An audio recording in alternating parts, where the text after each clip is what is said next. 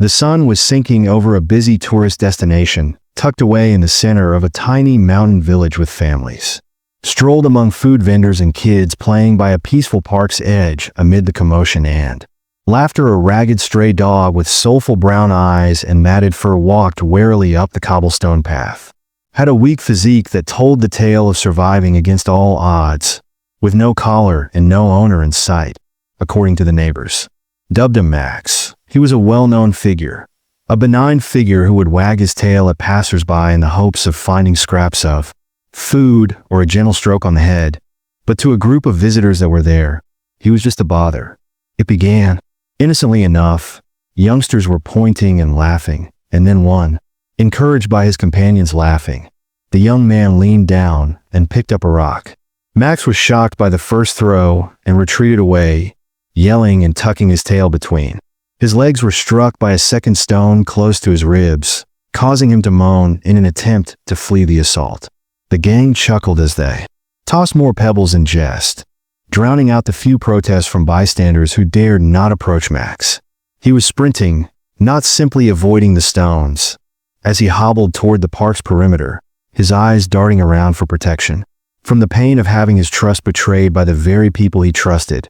No one in that park, not even the tourists or the neighbors, were aware that Max wasn't merely a stray. Rather, he had once belonged to a remarkable person who would have. Max's previous owner was a retired army general who had witnessed war but had relocated heaven and earth to protect him. Found the peaceful devotion of his dog, who was now miles away, to be his greatest source of consolation. That same man was going to find out what had transpired with his loyal friend Max's story, and what would. Upcoming events would serve as a reminder to everyone in that village and beyond the actual. Max discovered the meaning of justice, redemption, and loyalty as night descended over the community. In a remote area of the park, he found sanctuary behind a wooden bench. The chilly air irritated his wounds, and his breathing was. As he worked, the stars overhead appeared unconcerned with his suffering, sparkling as though nothing had changed. But about 50 miles from the settlement, change was approaching sooner than everyone had anticipated. Thomas Bennett, a retired Army general, was enjoying a hot cup of tea in his small study. His life had slowed significantly since he was in charge of soldiers, and he held the medals and tea in his hand. The words of praise on his walls described a man who had endured unspeakable hardships, yet the frames. One of the softer stories from the pictures on his desk was an image of Max as a playful puppy with wide, inquisitive eyes, and a story that Max, who had been his friend for years and had accompanied him on innumerable excursions through the rural area, but General Bennett was forced to leave Max after he became ill and required long-term care. Though he frequently thought of Max, he hadn't seen him in more than a year because he was with a reliable buddy in the next village, wondering if he was doing as well as he had hoped that evening. But his peaceful routine was interrupted by an unexpected call. CLA, a local businesswoman in the area where Max had been lodging, recounted in a voice that trembled with desperation. "What happened, General?" "It's Max. I believe you ought to visit. A horrible incident occurred in Thomas Park." "Max, what do you mean by hurting CLA by hesitating around a bunch of tourists?" "They hurled rocks at him, and although he is still alive, he is injured and is hiding somewhere." The park. The general hung up without waiting for another word, picked up his coat, and got ready to leave his years of. Max wasn't just a dog, as evidenced by the military discipline that kicked in his exact motions despite the mounting fury in his chest. He saw him as family, but the tourists who had thrown the rocks back in the village carried on with their evening as though nothing had occurred, and they reminisced about their journey without regret while enjoying beers at a nearby pub. Despite feeling helpless to confront them, the locals who had seen the episode shook their heads in disgust. Thomas arrived in the village shortly before midnight, and even in casual settings, his presence quickly commanded attention. He walked directly to CLA's business, where she met him, and his attire, posture, and keen eyes suggested his fearsome history. He was last spotted near the park with a flashlight and a food bag, and she stated, "I've been looking, but I didn't want to." Thomas nodded, his face set like stone, and they walked away, scared off. They called gently as they made their way to the park, the silence of the night enhancing the crunch of their feet on the gravel. At first, their voices are audible over the quiet air. "Max. It's me, friend." Silence reigned until a small rustle came from beneath the bench. Max lay curled up as Thomas knelt down and softly shone his flashlight. The scene that met his eyes crushed his heart. His eyes were dim with agony and anxiety, and his fur was matted with dirt and blood flecks. Yet the moment he saw, something moved in Thomas, and he gave a weak wiggle, as though to indicate, "I knew you'd." Thomas carefully reached out, saying, "Hey boy, I'm here now," in a steady, calming voice. Max sobbed, but he didn't fight back when Thomas wrapped him in a gentle. He brought him back to CLA's shop with a blanket, where they dressed his wounds and fed him warm food as Max fell asleep. The general slept with his head on Thomas's lap, but his thoughts were racing. Thomas wasn't the victim of a random act of cruelty. Rather, it was an assault on a creature that represented love and loyalty. Kind of man to leave such a question unanswered. And news of Thomas's arrival swiftly circulated the following morning. The tourists, who were now sober and a little uneasy, started to hear whispers around the town. Their confidence faltered, but they brushed off the worries with arrogance about the retired army general who had come for his dog. One of them sneered, but they misjudged Thomas Bennett by mid. What's he going to do? Confidence? He had interviewed all of the park's witnesses that morning and obtained enough information to use his. He worked with the local authorities to ensure that justice would be served with military precision and commanding presence. Be served, but for Thomas, this went beyond simply punishing him. It was about redemption. He wanted the visitors to realize the consequences of their behavior, to confront the suffering they had caused, and develop from it. Thus he started to create a strategy that would leave the early sunlight filtered through the trees, leaving a lasting imprint on the entire village, not just on them. Thomas emerged into CLA's shop, where Max was lying on a plush bed, was still feeble, but there was a discernible gleam in his eyes that hadn't existed the previous evening when the villagers who had grown interested in Thomas's presence and gathered in silence close by, observing the general with a mixture of wonder and Thomas calmly and authoritatively addressed their fears, saying, "I've found the folks who hurt Max, but as a community, we cannot tolerate brutality. This is not just about them." The audience muttered in unison, "Like this to go unchecked, not here, not anywhere." The fact that no one intervened to halt the incident, not just the tourists, had made many people feel humiliated. To teach a lesson, Thomas set his sights on everyone who had seen the brutality and ignored it that afternoon. Idea into action, he set up a meeting with the local constable and the village mayor to present his suggestion. It wasn't just about taking the tourists into custody. It was also about giving the mayor a chance to educate and hold them accountable. A sensible guy who valued Thomas's reputation concurred, and Thomas made the payment. When the visitors arrived at the tavern where they were staying, the atmosphere changed as soon as he entered. The gang of 4 men and 2 women who had tortured Max sat there, and Max's gaze was magnetic and sharp enough to pierce through the air. They were giggling at a corner table when they saw him, but Thomas came up to them right away. A tall, broad-shouldered man who sat back in his chair with pushed shoulders must be the ones I've been searching for. Boldness, and who's asking Thomas Bennett? He said simply in a steady voice. The owner of the dog you injured and the retired general both fell silent, and a waitress. The visitors exchanged nervous looks as she halted in midair, her tray quivering a little in her hands. Their previous assurance. One of the women remarked in a defensive tone, "That's not the point, Thomas. As we were starting to realize it was your dog. It doesn't matter whose dog it was. What matters is that you thought it was," he said in a calm but firm tone. The tall man smirked. "Is it acceptable to harm an innocent CRE creature that speaks to your character? Or lack thereof? See, it's just a dog. So why are you making such a big deal out of it?" Thomas leaned slightly in order to resolve this, his eyes meeting the man's. Respect for life, both for yourself and for others, is never just a dog geez. Before the man could reply, Thomas straightened up and said, "If you can't understand that, I'll make sure you do." Taking a step back gives you the chance to either accept the repercussions of your choices head on, or take action. The difficult route, but you will confront them with the fact that he turned and departed. The village square was left to stew in the tourists' uneasiness that night. Was changed Chairs were placed in a semicircle, and lanterns were strung up. As word of Thomas's idea spread, almost everyone in the community gathered around a tiny stage to observe what would transpire.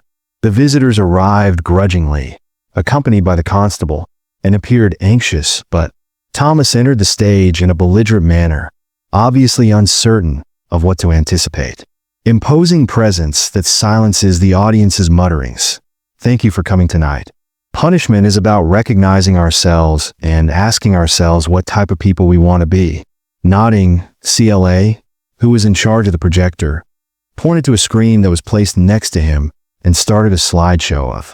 Every picture recounted a tale about dogs and other animals that were saved from abuse and mistreat their wounds and scars, serving as a clear reminder of human cruelty. The audience was horrified to see some of.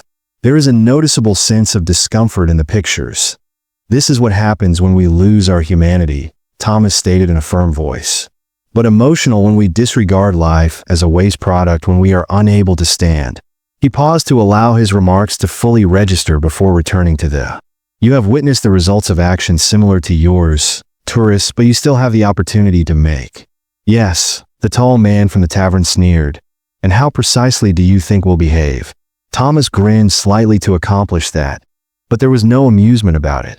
You're going to help this town restore its animal shelter over the course of the following 2 weeks, taking care of the animals you once perceived as unimportant, and you might discover something about yourself in the process. The tourist's perception shifted. One of the women objected, saying, You can't force us to do that. You're right.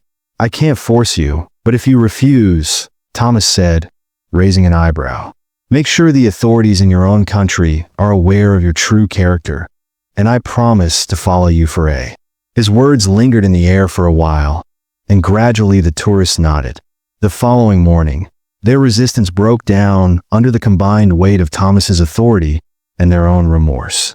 Reluctant tourists flocked to the village's animal refuge, a small structure in desperate need of fence repairs, where disorganized, rusted, and damaged kennels, and there was a little odor of. The gentle barks and whimpers of the shelter's residents blended with the scent of hay and disinfection. With CLA and a few volunteers by his side, Thomas stood waiting for them with his arms folded. Well, Thomas remarked in a stern voice, but basically, you will be cleaning, repairing, and feeding the animals here for 2 weeks from sunrise to sunset. The group looked at each other, and you'll see what it means to care for lives you've taken for granted. The tall man who had been the most talkative the night before mumbled, replaced by a mixture of uneasiness and discomfort. Under his breath, Claire stepped forward, warm but not particularly helpful. Men are piercing their hesitation. Fortunately, we're here to teach you. Put on some gloves and wait for me to get. The visitor began to follow CLA as she guided them to the storage area. Thomas saw them go to the area where brooms, shovels, and other cleaning supplies were waiting. Beside him, a volunteer named Jack laughed quietly, his expression opaque. Thomas's lips quirked in what may have been a small smile as Jack questioned, You think they'll last 2 days? It is up to them if they alter.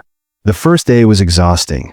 The visitors had to clean the kennels and CLA closely monitored the procedure of feeding the animals, which was messy, and took longer than they had expected. Despite their complaints, rely on them to step in and fix careless work or demonstrate safe animal handling techniques. In grievances, the visitors eventually settled into a groove, the task's initial uneasiness giving way to. With reluctant effort, the group took a brief respite under a shade tree at lunchtime, their faces flushed from the. With their garments strewn with perspiration and grime, a tiny terrier cautiously approached one of the women, waving her tail. Stopped, uncertain of how to respond, but Claire reassured him that it was all right to kneel next to the dog. He simply sang hello, and the woman hesitated before offering her hand so he could sniff it. The terrier gingerly sniffed it before tentatively licking a little. A barely noticeable grin appeared on her face. I didn't anticipate them being so kind. They're like people, CLA said. They will return the favor threefold if you are polite to them. That evening, Thomas went over the day's developments with CLA and Jack, the visitor, had fixed a portion of the fencing, cleaned half the kennels, and began setting up the disorganized storage space in the shelter was far from ideal, but it was a beginning. Claire acknowledge drinking tea, but I believe there is still hope for some of them. Jack scoffed. Oz is being generous with the large. Thomas sat back in his chair and looked at the person, Derek, who spent more time moaning than working. Speaking, Max hobbled. Distant people don't change overnight, but they do when they are guided in the correct direction. His gait was still stiff when he entered the room, but it was getting better. He patted over to Thomas and rested his head on his knee. Without paying attention to the discourse, Thomas scratched behind Max's ears. If they don't alter, Thomas's hand remained motionless when Jack asked in a doubtful tone, so at least we'll know we allowed them the opportunity. And over the course of the following few days, tiny holes started to appear in the tourist fortifications. The tall man Derek, had been the least cooperative and was assigned with Jack to repair the damaged fences, while he complained about. At the conclusion of the day, Derek stood after paying close attention to Jack's instructions on how to measure and cut the boards. Jack grudgingly muttered, "Not bad," as he wiped perspiration from his brow and looked over the freshly mended piece of fencing. "Might even hold up in a St. Norm." Derek smiled sheepishly, proving that I'm good at this. Meanwhile, Lisa, a timid redhead who had been hesitant around the terrier, appeared to become more at ease with the animals. She offered to assist with feeding the puppies and spent her breaks allowing them to clamber into her lap while she sat in their pen. By the end of the week, one of the pups had become quite devoted to Mom and followed her around. Initially dubious of Thomas's idea, the locals started to observe the changes that tourists who had previously viewed as threats. They were now assisting, arranging supplies, and fixing fences. Slowly but surely, the animosity that had loomed over the hamlet gradually subsided, and the shelter operated more smoothly than it had in years. Started to lift on the 7th day. Thomas called a meeting of the group to. Thomas said, "You've made progress," as tourists perched on upturned crates with less defensive postures than before. "This is about knowing what led you here, not just about mending fences and cleaning kennels." For the first time, Derek spoke without sarcasm, and the gathering was silent with contemplative expressions. "We didn't have any justifications for our foolish behavior, but I suppose we're attempting to make amends." Thomas nodded. All anyone could hope for was softening. Yet the following stage of the tourist rehabilitation brought unanticipated. Despite the fact that their job had improved, emotions were still simmering beneath the surface. Despite his newly acquired skill with tools, he was still prone to yelling at people when Lisa's developing relationship with another group member, a sharp-tongued woman named Karen, had started making fun of her for the animals. Wondered why Lisa neglected the actual work and spent so much time with the dogs. It wasn't long until when Derek was trying to hammer in a hard nail for a new kennel frame Karen passed, tension boiled over one afternoon. "Maybe if you struck the nail rather than the wood with a pail of water, it would actually go in," she joked to Derek. His jaw tensed, saying, "You want to try being my guest, unlike you?" "I know Karen lashed back, saying that I only do what I'm excellent at, which is keeping things tidy, which is more than I can say about your shoddy work." Lisa stepped in between Derek and himself before he could reply. "We're all exhausted, but yelling at one another isn't making Karen roll her eyes. Of course, Saint Lisa, the protector of both humans and puppies. Without you, what we do?" Lisa's cheeks flushed, but she turned to Derek and said, "Come on." Karen murmured something to herself as she left Derek, saying, "Let's finish this, so we can call it a day." And Lisa to look at one other wearily. "She's been that way since day one, Derek." "We all have things," Lisa remarked gently. "And I'm not sure why she even bothers, perhaps because she's trying in her own way." The fire pit crackled softly as Thomas and CLA summoned the group together to discuss the issues they were facing with that evening. Thomas said, "I know this hasn't been easy," as they gathered around the warm light that was creating long shadows on the ground. "Steady but firm, but learning to collaborate is a necessary element of this process." Karen crossed her arms and looked away. "Rebuild a shelter, or yourselves if you're constantly at each other's throats." With his eyes on the fire, Derek squirmed uneasily in his chair as Lisa sat quietly with her hands in her lap. Claire added that tomorrow, rather than splitting up the work, you will all collaborate on one project, creating a new dog play area. This is a large undertaking that will require everything. After the day's disputes, the group exchanged doubtful glances about whether you could finish it. Didn't sit well with any of them, And Thomas went on to say that this is about Lear, not just about creating a play space. If you are unable to encourage one another through communication, then all of this the following morning, the group assembled close to a piece of land behind the shelter, but his gestures meant nothing. Shelter, where the play area's materials were arranged in stacks of wooden sacks of Thomas, cement, colorful ropes, and toys were waiting to be put together to create something useful and entertaining. Designated responsibilities: Derek and Karen would take care of the climbing structure's framework, while Lisa and another participant, CLA, would supervise the entire group, while Chris, a reserved man, worked to set up the obstacle course process, only intervening when required. And initially, the tension between Derek and Karen didn't talk to each other. They merely exchanged nods and gestures, while Lisa attempted to interact. Chris participated in the discourse, but his answers were, at most, monosyllabic. Little victories started to appear as time went on, with Derek straining to raise a hefty object. Reluctantly, Beam, in a position, begged for Karen's assistance. She paused and then stepped forward, supporting the beam while he fastened it with nails. "Many thanks, Derek." Karen shrugged, her face softening a little. "Don't bring it up." Lisa, who was close by, was able to make Chris grin by telling him a story about one of the more awkward puppies from the shelter. Chris's lips quirked into a chuckle as she continued. "I tried to chase his tail and ended up falling into the water bowl." Chris stated that was the most he has said all week by late, and his slight smile suggests that he has more energy than I have. In the afternoon, the play area started to take shape, and the tall climbing structure. Its beams firmly secured the obstacle course, which included ramps and tunnels. Appeared quite professional, with toys and ropes hanging from posts for the dogs to play with as the party retreated to.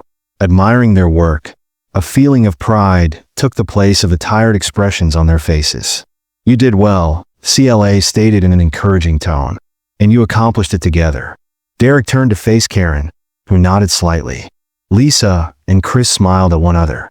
For the first time, Thomas addressed Max, and the group seemed more like a team than a group of individuals. The dog sniffed the new play area cautiously while trotting faithfully by his side, then barked with excitement. Thomas added with a rare smile, "I think Max approves," as he waved his tail. His expression is not something he takes lightly, and the group eventually chuckled at the stress of the previous several days. Melting away as the sun set, they realized that although their work was not yet done, they had taken a crucial stage in both constructing the shelter and reconstructing themselves as the days stretched into weeks. The team found a rhythm and started to discover little pleasures in their work and the existence of the creatures who reacted to their care with unrestrained love. But as they advanced, they faced significant obstacles as unresolved feelings surfaced, and Derek, who had grown to be one of the most dependable employees, discovered himself attracted to Max, the most protective dog in the shelter. Max began to accompany Derek while he was working and observe him hammering.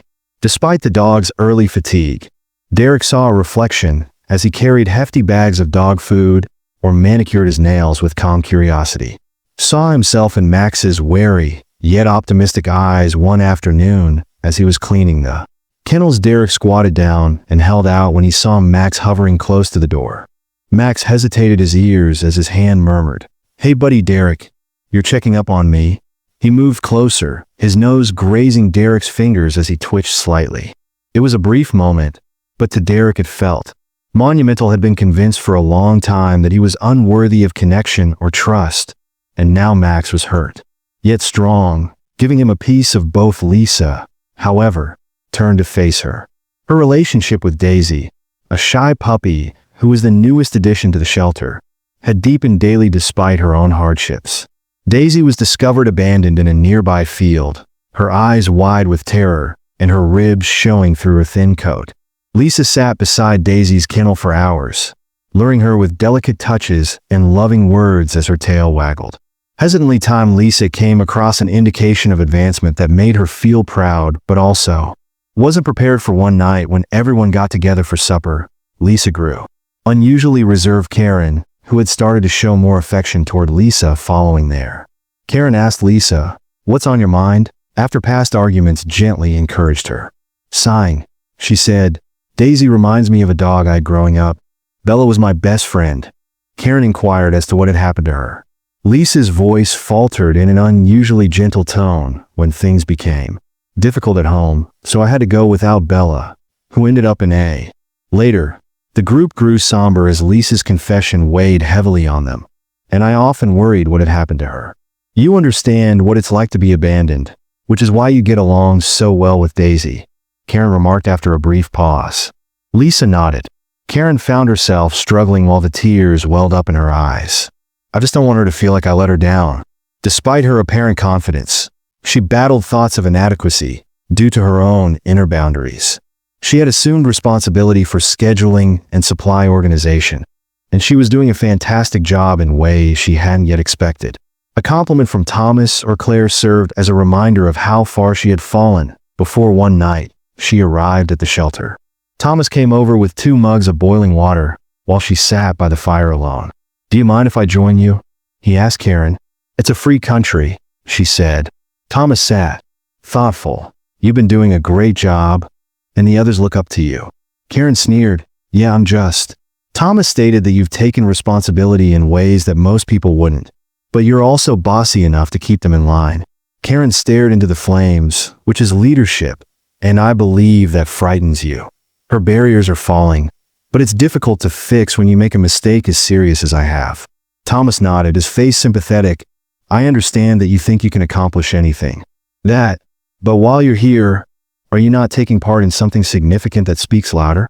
Karen didn't answer, but a glimmer of hope appeared in her eyes as she thought about who you are and whatever mistakes you've done. As the group worked through their individual issues, a new obstacle arose. An impending storm threatened to harm them. Thomas assembled everyone in the common room to talk about their plan because the shelter structures were brittle. Struck hard, stating that we must protect the kennels and relocate the group's most vulnerable animals. Derek and Karen worked side by side to reinforce the outdoor environment, their partnership now effortless and instinctive. Frameworks, mutual respect, took the place of their previous hostility. Lisa concentrated on soothing Daisy, who shuddered as the wind started howling. Even Chris, who frequently kept to himself, encouraging others with his quiet resolve as the gang was gathered in the main structure, surrounded by the animals they had tried so hard to avoid, while the storm raged outside. In the dark light, their spirits remained constant even as the electricity wavered. Derek said, "I used to feel like I was useless, but now that I'm here and see what we've done, it's beginning to feel like." Lisa nodded and put her hand on Daisy's head, saying, "I'm worth something." I also thank Karen for. Thomas gazed around the room. His heart swelled with pride, but she never said anything. Her tiny smile, however, told volumes. "You've all made great progress," he added, "and this is only the beginning." The storm left a path of small devastation in its wake. The grounds were covered in fallen branches, and the outdoor kennels were damaged even though, despite their best efforts, the animals and the refuge had survived the worst as. When the group went outside to evaluate the damage, they couldn't help but feel proud for the first time. They had overcome adversity together and emerged stronger as a result.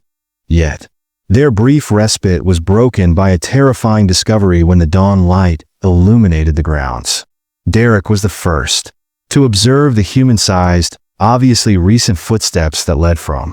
His stomach clenched as he followed the track, yelling for Thomas, you, reaching the kennels on the outside perimeter. "Need to see this." And when Derek pointed to the others, their faces changed from relief to uneasiness.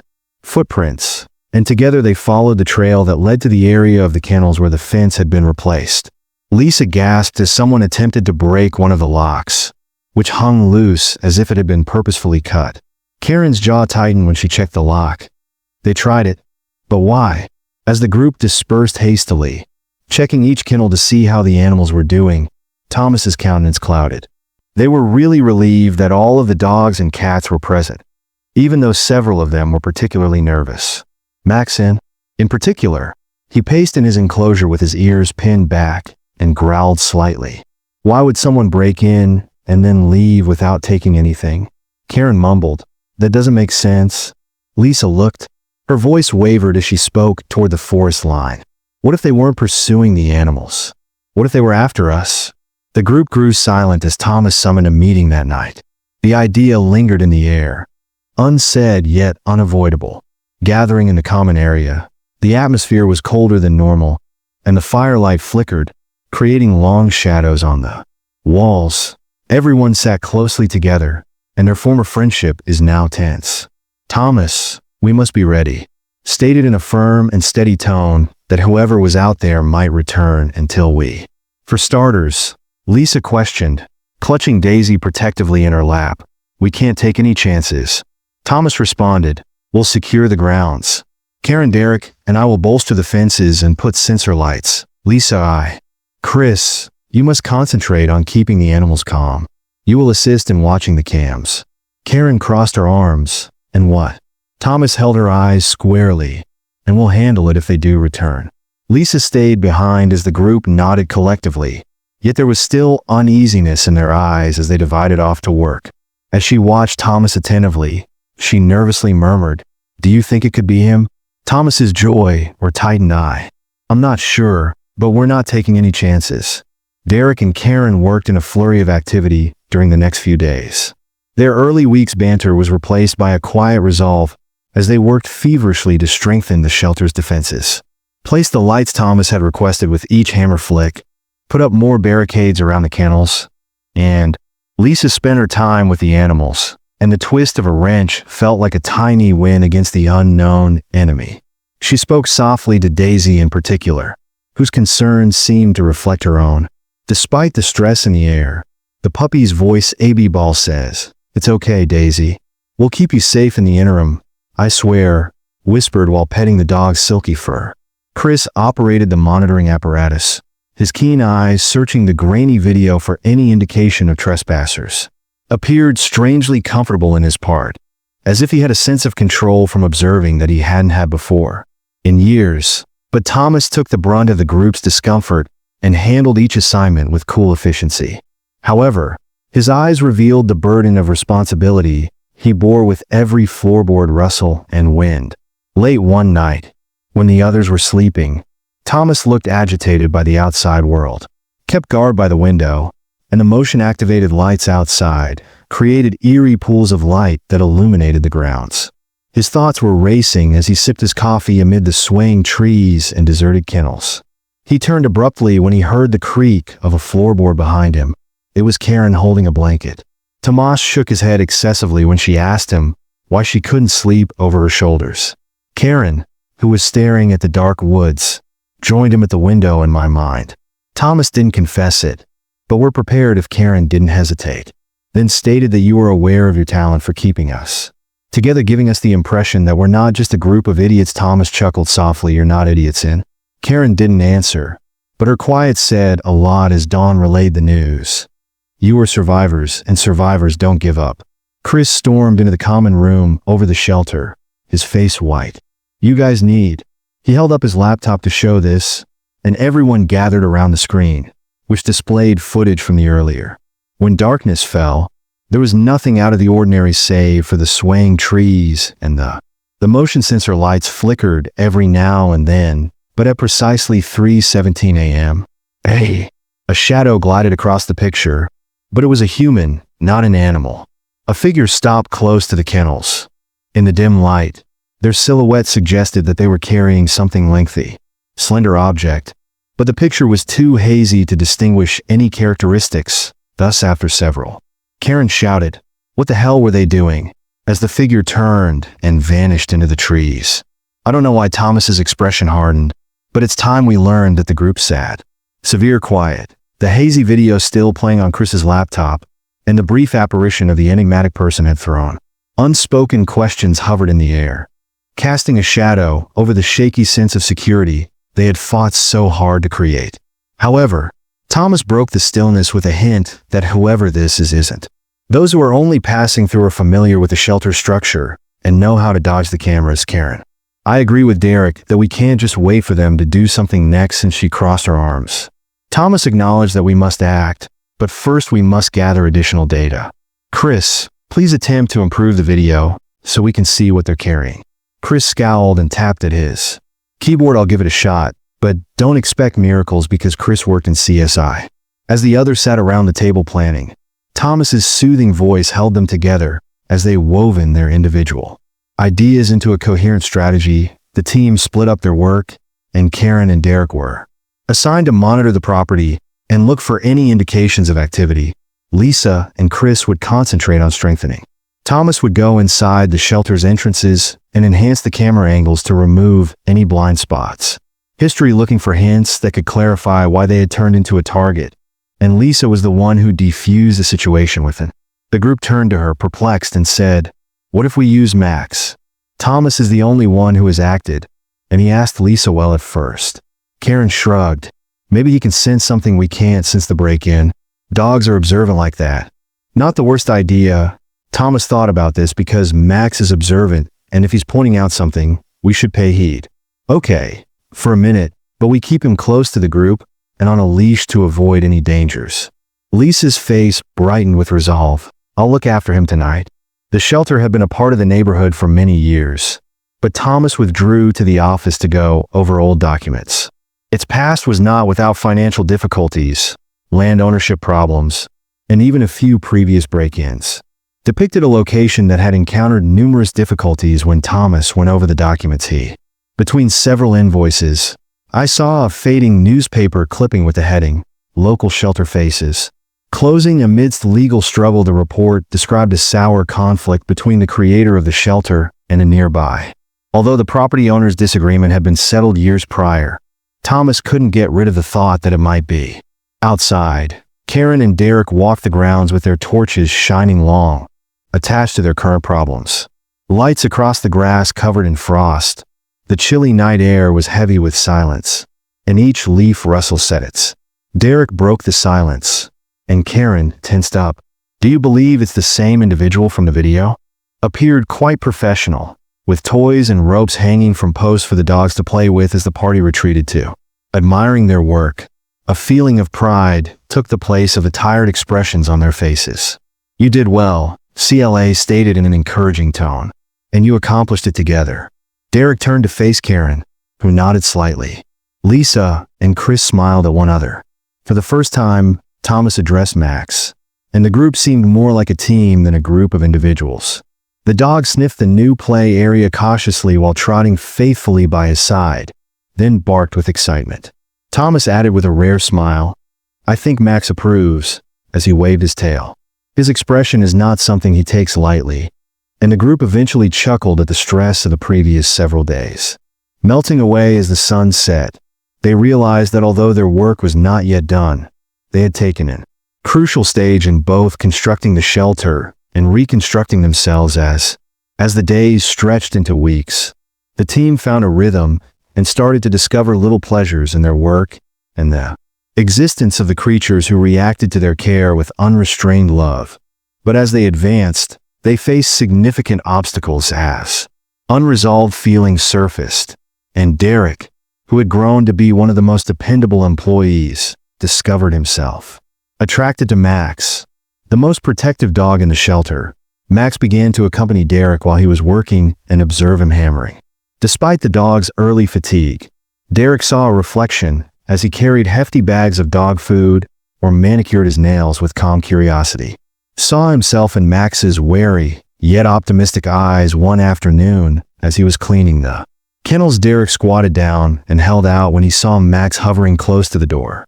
Max hesitated his ears as his hand murmured, "Hey buddy Derek, you're checking up on me?" He moved closer, his nose grazing Derek's fingers as he twitched slightly. It was a brief moment, but to Derek it felt monumental. Had been convinced for a long time that he was unworthy of connection or trust, and now Max was hurt, yet strong, giving him a piece of both. Lisa, however, turned to face her. Her relationship with Daisy, a shy puppy who was the newest addition to the shelter, had deepened daily despite her own hardships. Daisy was discovered abandoned in a nearby field, her eyes wide with terror and her ribs showing through her thin coat. Lisa sat beside Daisy's kennel for hours, luring her with delicate touches and loving words as her tail waggled. Hesitantly time Lisa came across an indication of advancement that made her feel proud, but also wasn't prepared for one night when everyone got together for supper. Lisa grew. Unusually reserved Karen, who had started to show more affection toward Lisa following there. Karen asked Lisa, "What's on your mind?" After past arguments gently encouraged her. Sighing, she said, "Daisy reminds me of a dog I had growing up. Bella was my best friend." Karen inquired as to what had happened to her. Lisa's voice faltered in an unusually gentle tone when things became difficult at home, so I had to go without Bella, who ended up in A. Later, the group grew somber as Lisa's confession weighed heavily on them, and I often worried what had happened to her. "You understand what it's like to be abandoned, which is why you get along so well with Daisy," Karen remarked after a brief pause. Lisa nodded. Karen found herself struggling while the tears welled up in her eyes. "I just don't want her to feel like I let her down." Despite her apparent confidence, she battled thoughts of inadequacy due to her own inner boundaries. She had assumed responsibility for scheduling and supply organization, and she was doing a fantastic job in ways she hadn't yet expected. A compliment from Thomas or Claire served as a reminder of how far she had fallen before one night she arrived at the shelter.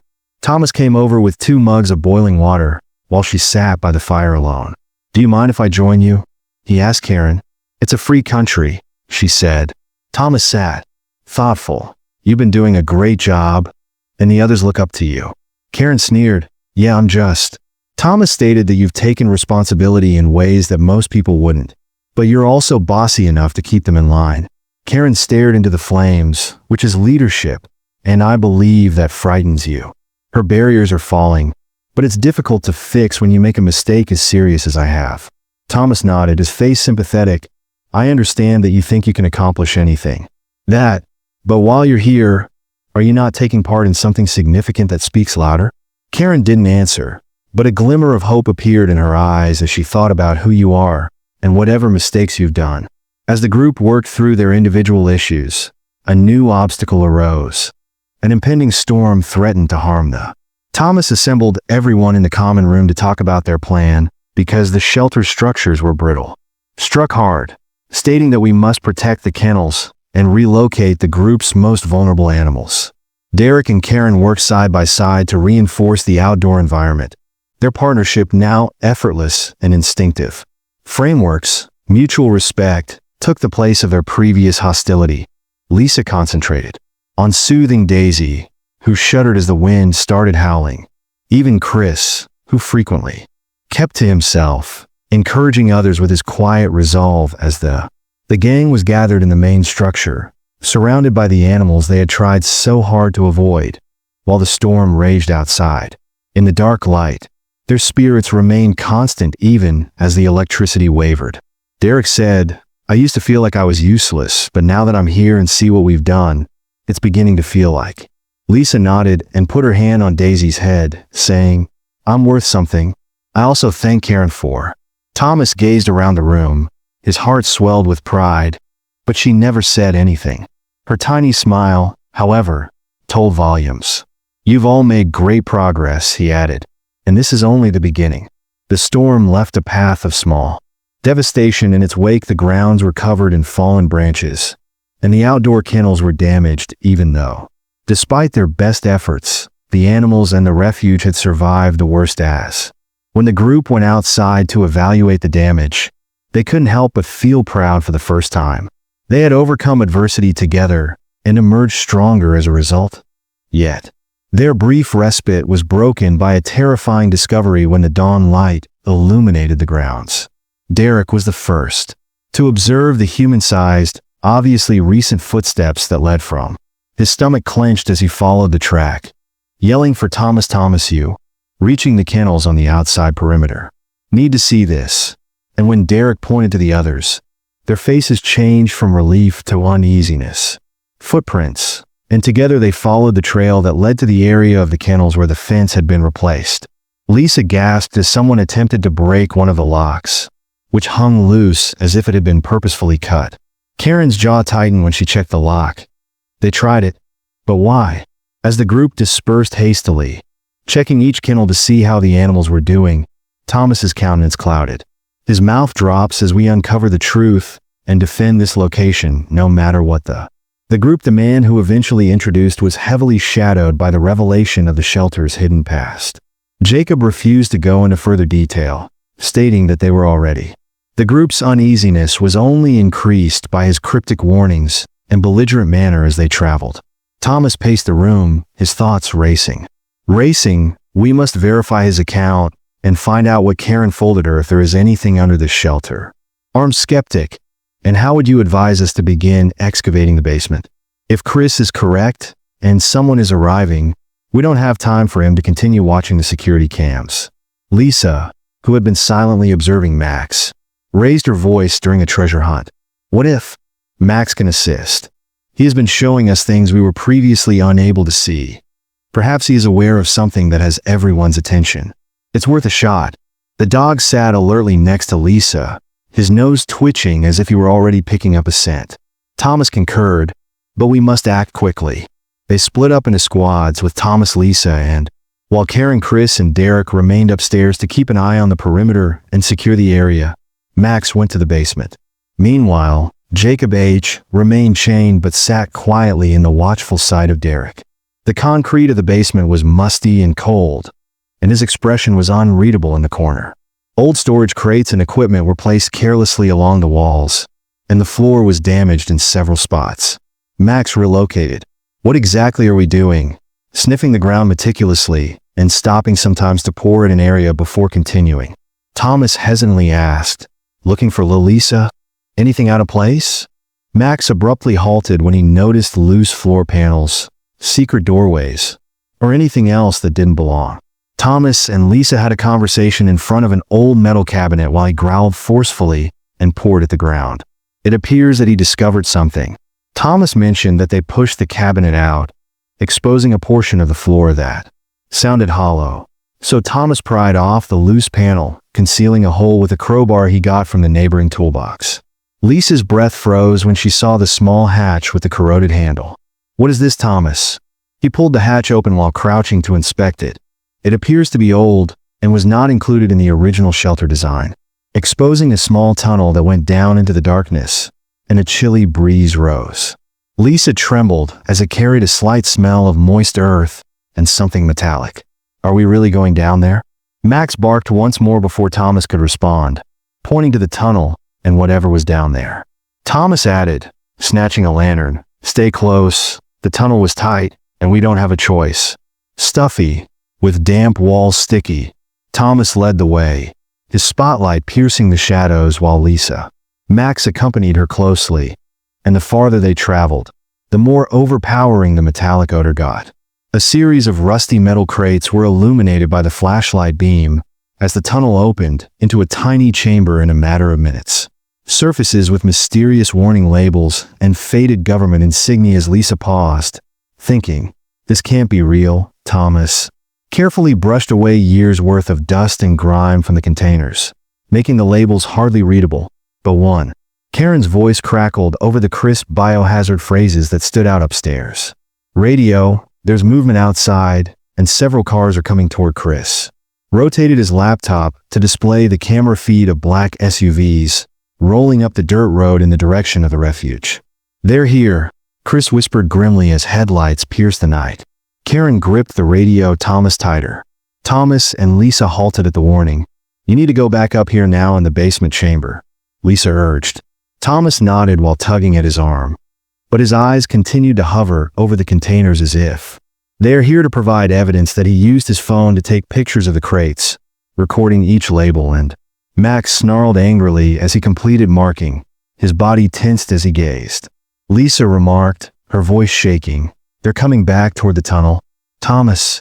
Max led the way as they hurried back down the tunnel after grabbing her hand and letting her go. By the time they reappeared in the sound of heavy, purposeful footsteps reverberated from above the basement. Karen welcomed them at the basement entrance with muted sounds and a flashlight beam that was shaky with adrenaline.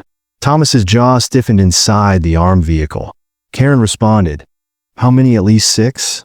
The party reassembled in the common area, with Jacob still on guard and the sounds of boots on wood, but they are not here to negotiate. Increased in volume, and whomever these individuals were, they moved with military accuracy. Chris murmured, what's the plan? Tomas glanced around his head, racing. Lisa, Please take Max and the pictures to a secure location and block off the entrances for as long as possible. You are our evidence that Lisa hesitated out of fear and resolve if things go wrong. With a worried expression, she replied at last, "Okay, be careful," with Thomas crouching next to her. Max licked his hand, and his eyes shone as he stroked his fur and looked after her son. Great devotion and comprehension, the team prepared for the impending conflict. A fight none of them had ever experienced began when a hefty object slammed into the front door. The company crowded close in the main hall, as the first slamming of the door was followed by a deafening quiet. Max was seated next to them, and their makeshift weapons and resolute expressions revealed the fear that seized them. Lisa growled softly in a hidden corner, pressing his ears to his head. "They're attempting to agitate us, so keep your cool," Thomas said, adjusting his hold on the crowbar. Another slam caused the door frame to creak, and then a calm, authoritative voice came from the other side. The gang turned to Jacob, who grinned in spite of the situation, saying, "You know why we're here, let us in, and no one is to get hurt." Tension. Thomas came forward, "And if you believe they are bluffing, you are completely mistaken." The voice said, "Leave now, and we'll pretend this never happened. We don't want any trouble. This time it's colder. You've already made it our business. Open the door, or we'll enter and send it flying with the next hit." As armed guys wearing black tactical gear with their faces hidden broke through the splintered wood, they charged inside. The leader, wearing masks, inspected the room and secured the area while projecting an attitude of someone accustomed to being obeyed. He spoke in an emotionless tone, scattering the group as Thomas and Karen flipped a table and used it as cover. Lisa grabbed Max and held him back as he snarled angrily as Chris dove for the storage area. His protective instincts overrode any fear, and the intruders spread out and checked with mechanical precision. One of them saw Jacob around every corner and pointed his rifle at your feet. Jacob lifted his hands but remained motionless, giving it some consideration that perhaps he had forgotten about me. The leader then came up, with his weapon pointed on Jacob. "You pose a risk. Give us what you know, and we'll quickly get Thomas from behind." The commander turned his mask to hide his feelings as the overturned table said, "He's not going anywhere with you. You must always be Thomas, the hero," he said, gesturing angrily to one of his guys. Two intruders approached the upturned table, with weapons poised there. Max sent a swirl of fur and activity past him, realizing he couldn't keep them off for long. Jaws clamped down on the man's arm at the closest intruder, causing him to scream as the weapon clattered. Lisa yelled for Max to stop, but the dog wouldn't give up and snarled. As the man thrashed, the leader lifted his weapon toward Max, his teeth sinking further. He roared, throwing Lisa. The leader hesitated before lowering her hands into the open hands and saying, "Don't hurt him." Thomas was able to act quickly enough to seize the fallen gun and force its butt into the room burst into turmoil as the second intruder's knee sent the man to the ground. Karen flung a chair at one of the. Jacob was given the opportunity by his attackers to seize a fire extinguisher, which he then wildly sprayed, filling the room with a. The intruder's vision was blocked by the thick fog, preventing everyone from seeing Thomas. As they clambered through the fog, he yanked Lisa by the arm and dragged her toward the back door. The group exploded through the exits as the leader's voice boomed out, growling and snapping at the intruders. Max heard shouting and footsteps becoming farther away as they fled for the tree line through the back door into the chilly night air. Jacob turned to Thomas, limping a little but remaining by Lisa's side, his eyes searching the darkness for any danger. "This isn't over. They'll monitor the U.S. and deal with that when it occurs." The leader came out of the smoke-filled house with his penetrating eyes, and Thomas replied firmly, "For now, we get somewhere safe." He snarled as he swept the area they were fleeing across, but they were too deep to go too far. "We can't keep running indefinitely," Karen said, looking back as the group stopped in the woods to collect their breath. Thomas responded in a resolute weak tone, "They're experts. We're not going to." "Stand together," Max growled softly, his ears alerted to the. He saved us twice as Lisa crouched next to him and stroked his fur in the direction of the house. Jacob grinned. "Well, if the dogs have a plan, then we have to trust them tonight." Thomas's intention to stop running was evident as he stepped forward. The gang exchanged determined looks, their fear now subdued by the knowledge that if they want to fight, we'll give them one. Resolve Max gave a harsh bark, seemingly indicating that they didn't have. The night wasn't done, but they had Max and each other, and sometimes that was enough to change the tide. Together, they refused to give up and would confront whatever came next as the sun rose. Started to descend under the horizon, illuminating the forest with shades of amber and crimson, and the team moved quickly. They cleverly positioned themselves and erected temporary obstacles to take advantage of the natural terrain. Despite being a canine in appearance, Max seemed almost human to him, so he went quietly among the group, giving comfort in his company, as though to remind them that courage was the capacity to act rather than the lack of fear. In spite of this, the group's stress was rising as the intruder's shouts became louder in the distance. Evident, but they each maintained their position by relying on Max's unwavering calm. Lisa, who is typically quiet, said, "No matter what, we'll stay together." Max informed us that the intruders appeared out of the shadows a little while later, and their leader scoffed at the sight of the. He mocked them, saying, "You think you can stop us, ragtag group?" But before he could take another, Max moved forward, his body lit by the fading sunlight, as a rumbling roar rumbled through the clearing. For a brief while, everything was motionless as everyone's gazes were fixed on the leader. Max's harsh bark frightened the other person as he lunged to defend himself rather than attack.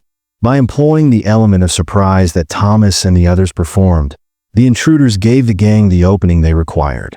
Their plot: a stone rolled, a limb broke, and chaos broke out even though the battle was intense, the group's unity proved stronger, and Max darted between them. His presence both motivates and diverts the intruders, one by one. The group's determination and the dog's unwavering attention to detail caused the attackers to become confused, and ultimately bloodied and defeated, the leader ordered his soldiers to retreat, but the spat wasn't finished. Clinging to his side as they staggered back into the forest, but everyone in the area realized it was more noise than substance as the troop gathered in a circle to collect their breath as silence returned to the woodland. Max trotted over to Lisa to rest his head in her lap as though to signal that it was all ended, and tears fell down her cheeks as she. Thomas's voice shattered the silence as we worked together, stroking his fur as the day's emotions overcame her. Shattered, but it was full of pride, and Max was the reason he brought us back to. In the days that followed, the group strengthened their refuge further, demonstrating what we can achieve when we stand for what is important. More united than before, and as word of their defiance circulated across the surrounding communities, it motivated others to oppose comparable dangers. Max rose to prominence as a hero whose bravery across all species. Years later, Lisa would demonstrate that devotion and love could overcome even the most difficult situations. Tell her kids about Max, referring to him as the forest guardian, and each time she passes the elderly, she would pause to recollect the day they discovered their strength outside of themselves, clearing the area where it all occurred. However, did the story affect you in any way? If so, please remember to like, subscribe to, and share this video with someone who requires a reminder of the strength of bravery and loyalty. And keep an eye out. There's always another amazing story that has yet to be told.